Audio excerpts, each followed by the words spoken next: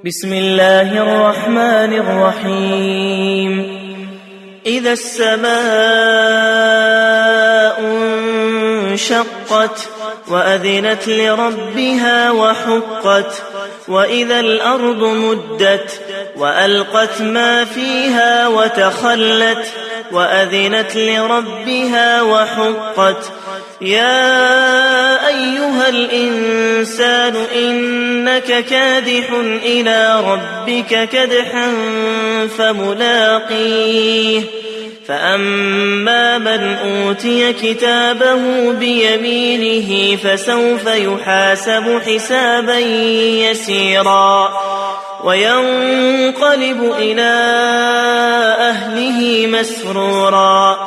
وأما من أوتي كتابه وراء ظهره فسوف يدعو ثبورا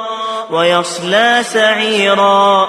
إنه كان في أهله مسرورا إنه ظن أن لن يحور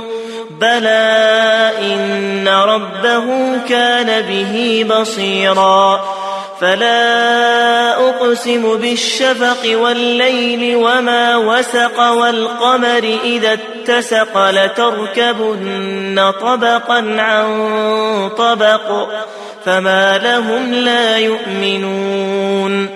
وإذا قرئ عليهم القرآن لا يسجدون بل الذين كفروا يكذبون والله أعلم بما يوعون فبشرهم بعذاب أليم إلا الذين آمنوا وعملوا الصالحات لهم أجر غير ممنون.